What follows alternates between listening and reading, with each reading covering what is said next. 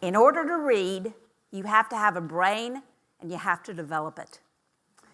The thing about brain development is that it is not just genetics. Genetics is a blueprint, but the formation of a brain is completely different.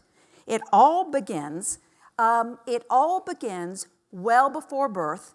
And as a matter of fact, in that last month before birth, there's a huge charge. There's a spurt of growth so that the baby brain grows 1/3 more in size in those last 4 weeks. But just the development does not end the message. What happens next is there are neuron connections. There are stimulations that occur that really create those connections.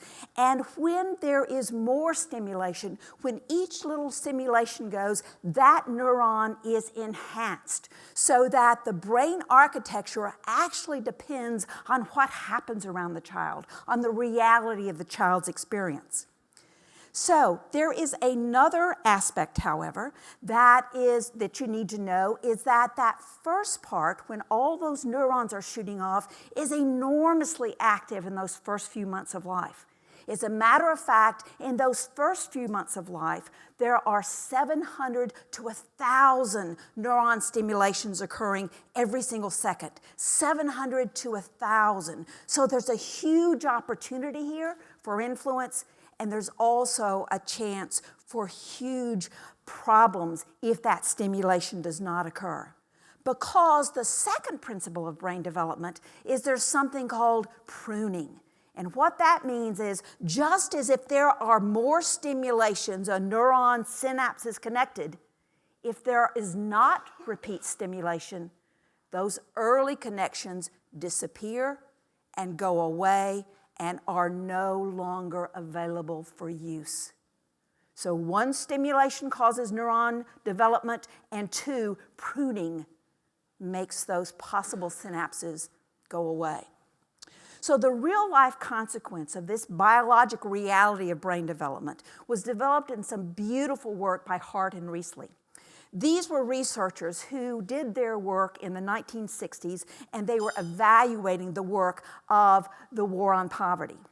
And they got frustrated, quite frankly, because there were early programs. We were spending a lot of money. We were doing a lot of things to solve the problem of the lack of literacy in this country, but we were making progress, but we weren't solving it.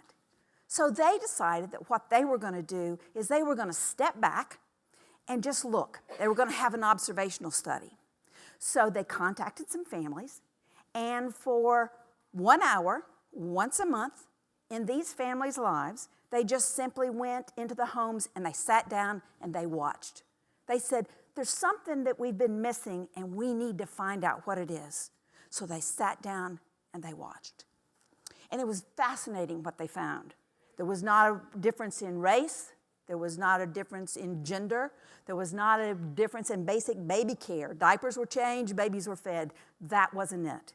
But there was a difference in the amount of stimulation these babies were receiving. In those, a 30 million word difference. In those babies that were being stimulated and would prove to be successful, they were hearing 30 million more words than the children who were not being stimulated. And the difference in word had real consequence. You could measure the difference by 18 months of age, and indeed by 3 years of age, those children who were stimulated the most knew over twice as many words as those children who were stimulated the least. And the consequence continued. It actually was a trajectory. It was not just a go and stop. It was a trajectory. Because remember the basic brain architecture? Remember all those neurons being stimulated? And remember pruning? It continues.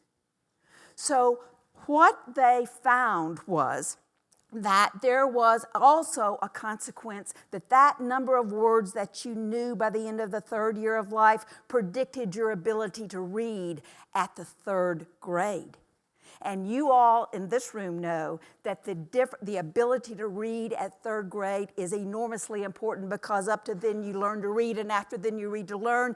And if you don't read on level by 3rd grade, there is a 4 to 6 times chance you will not graduate from high school.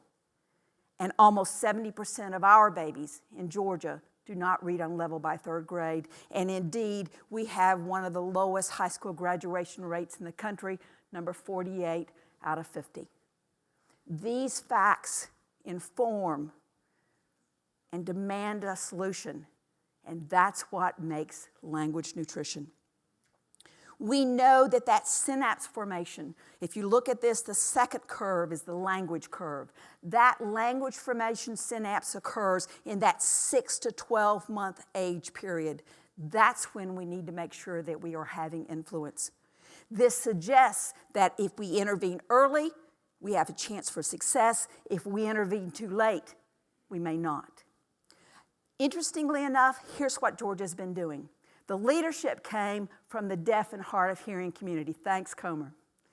Because we had a problem in Georgia that we were not identifying our deaf and hard of hearing children early enough. We were not identifying with that 6-month time frame. And you know from that brain development that if we don't hit that critical time frame, we may lose forever.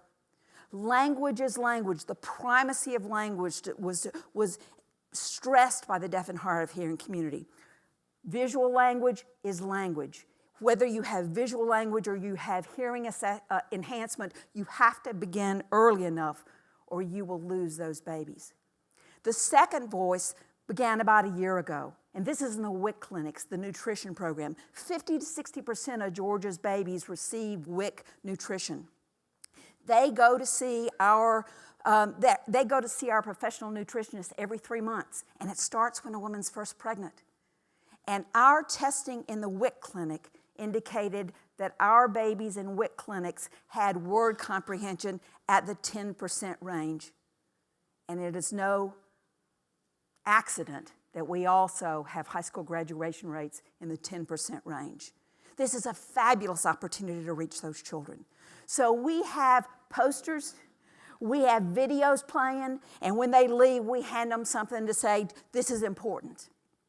Another very powerful group that is already being trained are the nurses. There's been a study group that has been working diligently on producing a continuing education quality course for nurses. And this will be launched this October in the 13 Metro Atlanta counties. The important thing is that we need to bring everyone to the table. And the interesting thing is there is synergy in Georgia to do this. When you say it, that what we need to do is language nutrition, what we need to do is reach those babies early, it rings true. It rings true because it is true, but it rings true. These are the groups that are already committed to making sure we have language nutrition for Georgia's babies. I can tell you that Gay Smith said, you know what we really are is a brain trust for babies. And she's right. You in this room, those of us who know the reality, we're a brain trust for babies. And Georgia's babies deserve to have optimal nutrition. We need to have united efforts so that from every single angle, from nutritionists and from people who are in the deaf of hard of hearing school and from nurses and from doctors and from all various groups, we all give the same message to parents. Because if we're going to change Georgia's trajectory, we need to have unified effort. We need to have collective impact. Same message every single time. We want to commit, every single one of us, that every single child in Georgia will have the language nutrition they need in the form that they can receive it. My message to you is simple. We have to pay attention to the architecture. We have to pay attention to the brain development.